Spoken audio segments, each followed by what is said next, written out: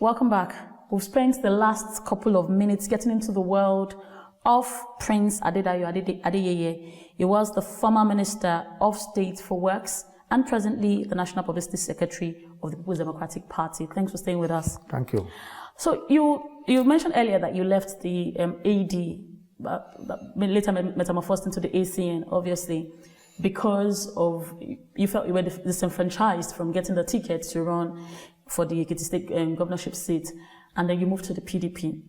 Did you find, the same problems that you were in the ACN at the time? Did you find them resonating in the PDP when you got there, or was it a stark difference from what it was? No. The problem is everywhere. I found it also in PDP. The problem of trying to manipulate primaries, not allowing, this is the problem of not allowing internal democracy, of impunities in all the political parties. It's also in PDP as well. I believe that I was also robbed, and in fact, the whole of Ekiti know that I was robbed in 2014 when I could have easily won the primaries, but they decided to give it to the incumbent governor.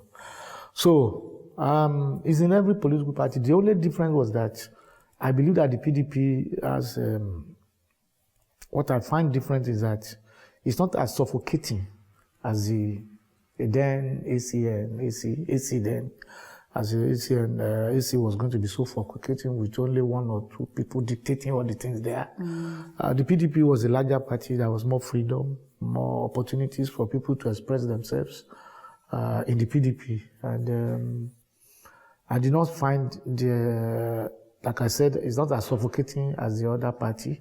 And there is an opportunity for more people to express themselves in the PDP. Godfatherism is not that rampant in the PDP. In 2007, you were nominated, to be a minister, but then that nomination was a bit frustrated. I think because of the party had played as the spokesperson for AD Afenifere over the years. And then later, you were able to, you became the SUBEP chairman in Ekiti. And from what I've read, you did excellently well, particularly with changing the face of public schools in Ekiti at the time. At the time, did you see it as a blessing in disguise? Because a lot of people would have felt, no, I ought to have gotten that ministerial position. Now, this is too little as compared to that and not do anything. Did you see it as a blessing in disguise at the time? Well, now, it is now that I see it as a blessing in disguise. At that time, it was a real disappointment. It was one of the lowest points of my life. I mean, here was it that in 2007, I was nominated by President Adedayo as a minister. I think I was the most celebrated of the lot. All the journalists in Nigeria were so excited. My pictures were in the front pages of all the newspapers. And on the very day that I was going to do the Senate clearance, that was the day that my name was withdrawn. And I asked, one of my friends then was working in the presidency. He called me early in the morning of that day to say, there's a problem, that he was called in the night by some of the security aides of President Adedayo that the president has ordered that my name be withdrawn. And I asked, how? What is the reason? He said that was after a conversation with President Obasanjo. So, as it came to be, Obasanjo himself confessed to me later on when I went to confront him on this issue. He was the one that asked President Adedayo to withdraw my name as a minister on account of the fact that in my days as the spokesperson of Afenifere and in my days as National Public Secretary of AD, I had ridiculed him, I had criticized him, I had done all sorts of things to him, and it was payback time. But what surprised me was that I asked President Obasanjo at that meeting, and this was after the whole thing. I said that when I was going to join PDP, you welcomed me, and you said, whatever I wanted in the party, I will get. And I said also on that occasion that my case will be like that of Saul, who became Paul. I had once attacked PDP. I am now going to fight for the PDP. So why will it be that you go and withdraw my name? You ask the president to withdraw my name. With all the work I did to make the PDP win in Ekiti State.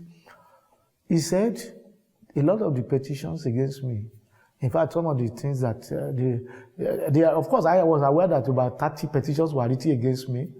by people, enemies in the Ekiti state. But all these ones were cleared by SSS and discovered that all the petitions were spurious, they were fictitious, they were rubbish. They have no basis at all. There was no truth in them. And on that basis, it was the security recommended to the president that I could be appointed minister. So what they now did was to write another petition to Obasanjo himself, not to the president now, and say, this is the man who has attacked you. They did press cuttings. They reminded him. They did very big press cuttings. Of all the things you had said about him. Of all the things I've said about him, and reminded him of it. And I think the old man, in fairness to him, now said, okay, I'm going to even ask Adeyeye to come. I think he's now sent somebody to tell me to come and see him in no time. Immediately after my name was announced, the person never delivered the message. Wow. The message was never delivered to me. Instead, these people went back to Obasanjo and told him that, yes, the man said he was not going to answer you. That who is Obasanjo? He's going, Obasanjo is past history. He's the one that ruined Nigeria. And so the man got very much annoyed. And he said, okay, he will not allow David Mark to clear him in the Senate. The people told him that, look, if Adeyeye appears in the Senate, they will clear him. Because what would they say he has done? He will be cleared. And Nigerians will be angry if he's not cleared because you can't find any blemish against him. And I thank God as of today, there is no blemish against me anywhere.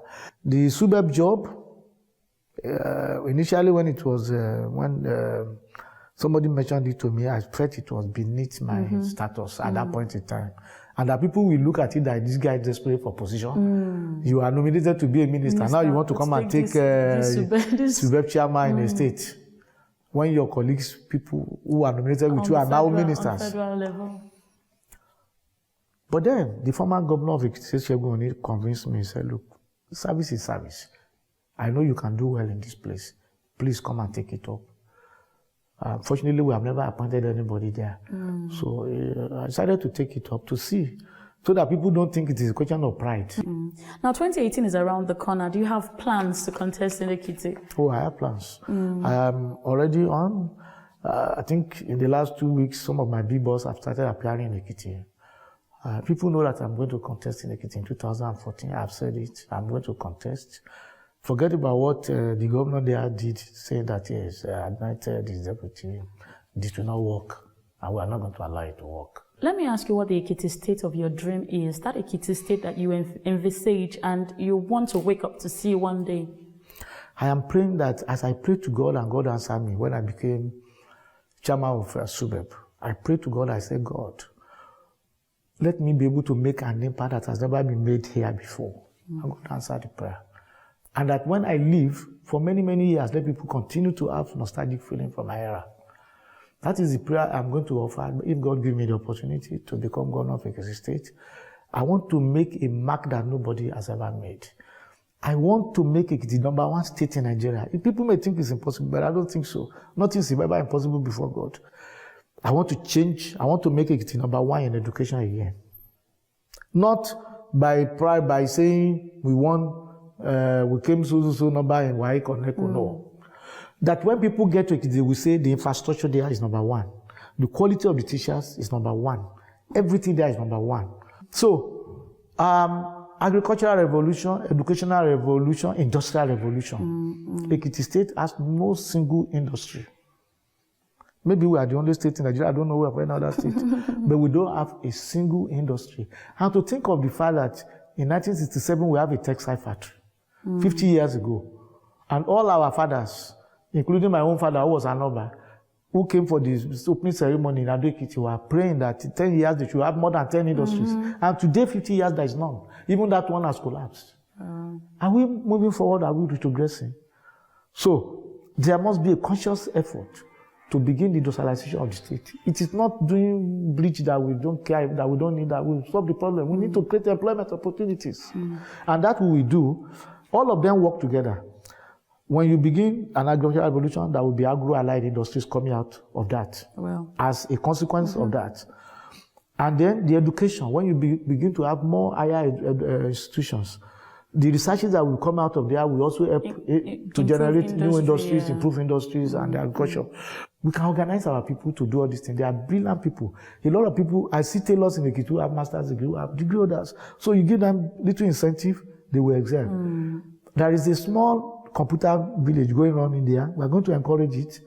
We are going to seek foreign help to develop that computer village, such that in 4 years we can significantly transform the state as the fastest growing state in the country. All right, last, let me ask you one thing that you know about yourself that a lot of people do not know, but you would like to share with them. One thing. About myself? Yes. I like music a lot. Some people don't know that I like music. But my wife knows that when I wake up, the first thing after praying, when I pray, first thing, I don't talk to anybody before I pray. I must first of all communicate with God. But immediately after that, the next thing I do is to go and play my music. All the time I'm doing exercise, or I'm in the bathroom, I am listening to music. And I like all sorts of music. Music is just music to me. Whether it is native Ekiti music, it is Apala, it is Adedayo, all this music of the 50s, I love them. I love the present ones too. All these Davido, I love all of them. I like music when I just see good music, and I have all of them. So that's interesting. Yes, and maybe the other thing I do is to read. I like reading. At least I believe that I should read every day. So I have a book. I may be reading it small, but I will read at least maybe half a chapter. If I don't have time, I'm going to read something in that book until I finish it every day. So these are the two things I do that many people may not know that I do. A lot of my friends, only those who are very close to me, know that I like music. Otherwise, people just think I'm a very street person, just going. But my drivers also know that when I enter my car, I want them to play music. Unless my phone is ringing, I will say, okay, stop the music. Well, we have been getting into the world of the former Minister of State for Works, a NADECO member, and presently National Publicity Secretary of the People's Democratic Party, Prince Adedayo Adeyeye. Of course, he's been letting us into his world. Thank you very much for coming on the program. Thank you for having me on the program. And thank you, viewers, for watching. Remember, you can keep up with us by sending your mails to the Sunday interview at tvcnews.tv. We will be waiting to hear from you. Thanks again for watching. I'm Jekeli Jadu. Bye for now.